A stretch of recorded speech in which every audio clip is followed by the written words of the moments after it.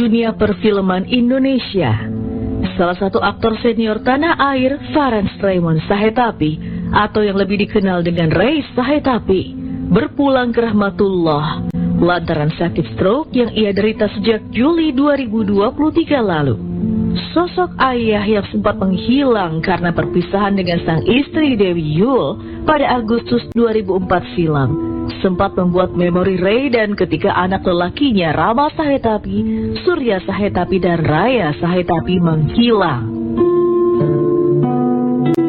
Sejak divonis menderita diabetes pada 2018, kondisi almarhum Ray Sahetapi mulai kurang stabil. Hal ini terlihat pada kondisi beberapa bagian tubuhnya seperti otak dan mulut yang mengalami kesulitan. Ray Sahetapi sempat muncul menjadi bintang tamu bersama dengan putranya Surya pada Oktober 2018 lalu. Di sana Ray terlihat masih mampu berjalan dan bersenda gurau dengan para host brownies kala itu. Dia ini cerdas soalnya. Iya, cerdas. Tidak kayak lo kalau gak ngomong A, dia langsung jawab B, C, D gitu. Jadi aku tinggal jika di E. Nyambung dah. Dan juga dulu waktu dia kecil kan nggak bisa bicara. Ya. Jadi aku itu belajar bicara dari kakaknya untuk dia. Jadi waktu dia umur 6 tahun, dia sudah bisa bawa mobil. Sehingga orang-orang marah. Karena satu waktu, keluargaku dari Sulawesi yang sekarang kena di sana itu datang, ikut naik mobil bareng. Terus aku turun, dia yang ganti nyetir, teriak semua sepanjang jalan itu dia bawa. Karena dia kecil, umur 6 tahun. Dia punya keberanian. Ya. Dan dia sangat teliti untuk mengatur semuanya. Ya, apa tuh? Jadi aku percaya, Om, ya. Aku percaya. Ada anak lain. Ya. Anakku ada cucu. Aku kan punya cucu. Ya. Nah, cucu. Oh, jadi pengalihannya ke situ. Ya. Jadi banyak peristiwa-peristiwa dengan cucu kita bikin. Mendapati tubuhnya di tahun 2018 yang menderita diabetes, Ray Sahetapi mencoba untuk menjaga kesehatannya dengan berolahraga sederhana sambil berjalan di taman dekat dengan rumahnya. Bersama dengan adik-adiknya, Ray Sahetapi di tahun tersebut mencoba lebih dekat dengan alam demi ikhtiarnya mencari kesembuhan untuk sakit yang ia alami. Berolahraga dan kalau ada kegiatan ya aku ikut terus. Biasanya jam berapa sih kalau memberinya?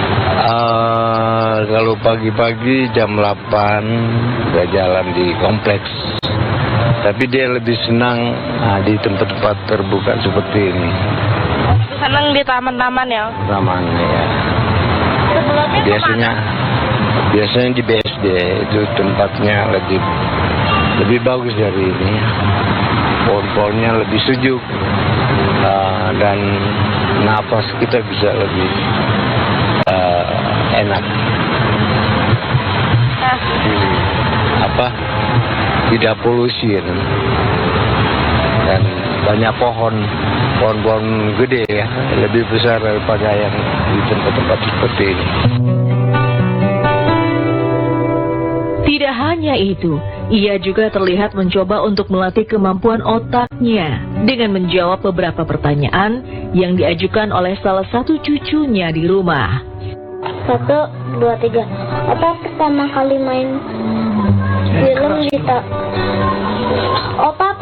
kali main film di tahun berapa? Waduh, tahun berapa ya? Tahun 57 kan. Opa ke Amerika kapan? Ke Amerika. Kapan? 6 tahun lalu. Kaki saya itu ada darah. Terus diobati di depan tempat saya tinggal, nggak sembuh. masih ketutup gitu. Saya pikir biasa kan. Terus saya pergi ke Jogja. Saya lagi syuting, bukan syuting sih, lagi wawancara debat bukan bersama mahasiswa di sana. Tahu-tahu dialog itu, saya itu ada dosen bilang bahwa ada darah di kaki saya. Pertama saya nggak terlalu perhatikan kan. Begitu saya lihat, wah, lantainya berceceran darah saya rupanya. Ya, di situ saya mulai sakit.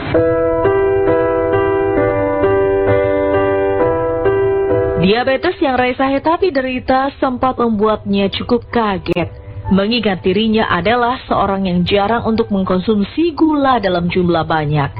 Bahkan ia sempat menjadi seorang vegetarian untuk menghindari berbagai jenis makanan yang banyak mengandung manis di dalamnya.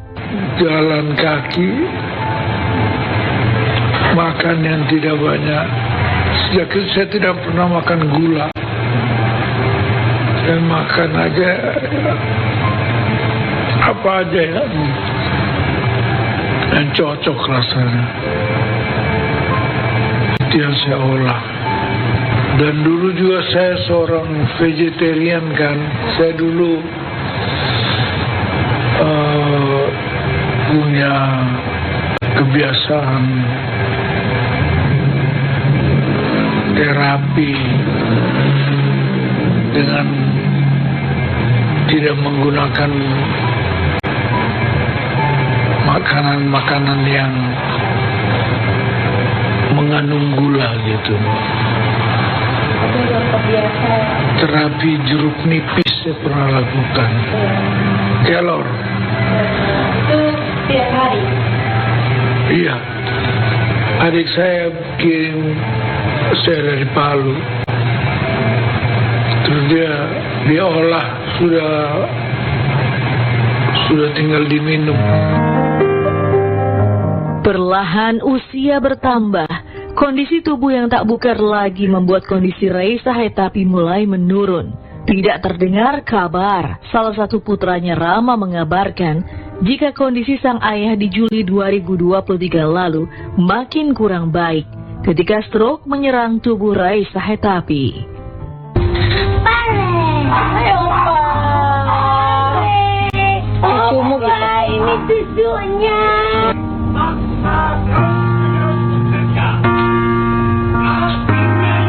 Semangat ayah. Bertemu Opa. Love you. Semangat Opa.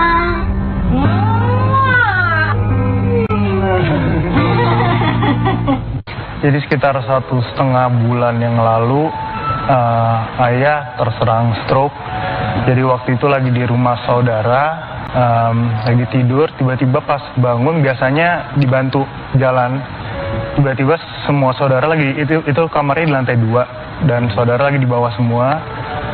Ayah turun tiba-tiba dari tangga, nggak dipegangin gitu.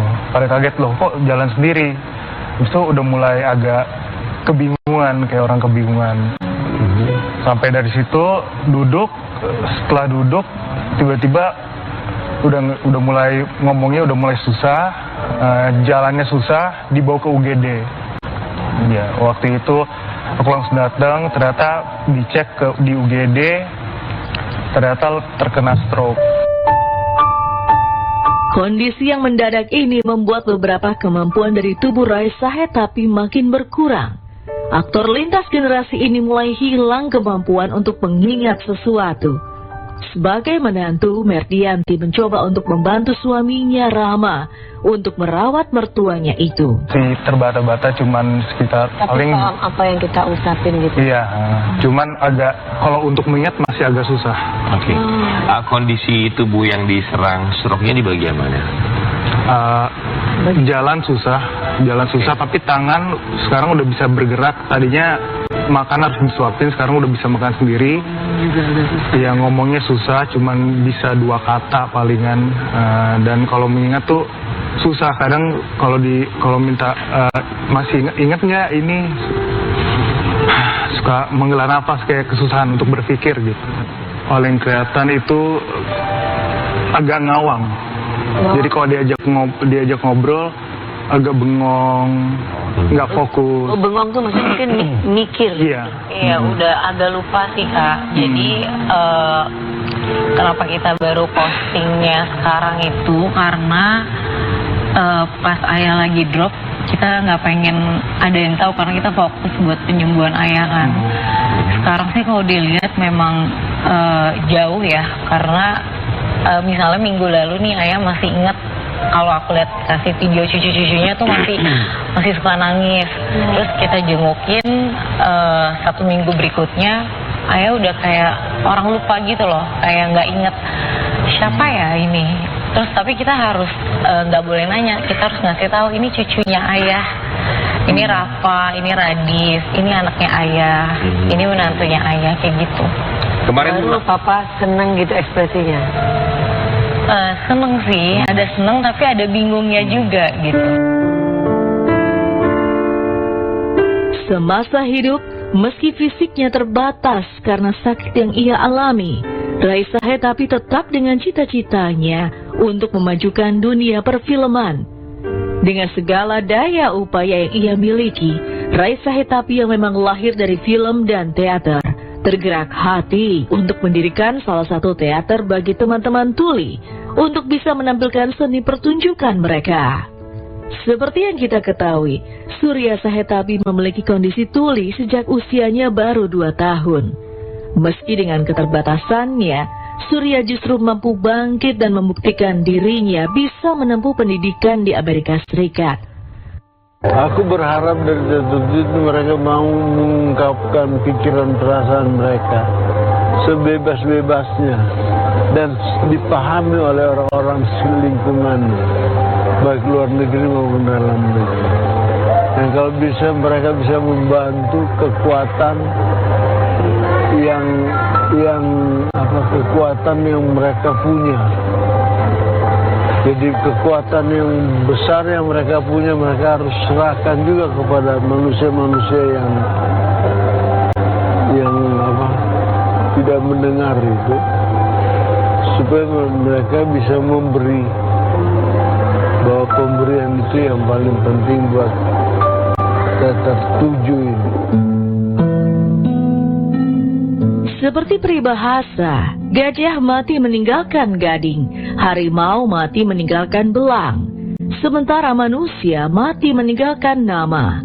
Kenangan akan sosok Raisa Hetapi tidak akan pernah terlupakan untuk mereka yang mengenal sosok mantan suami Dewi Yull ini. Jiwa raganya boleh pergi untuk selamanya, tapi kebaikan dan jasa-jasanya untuk dunia perfilman akan terus dikenang.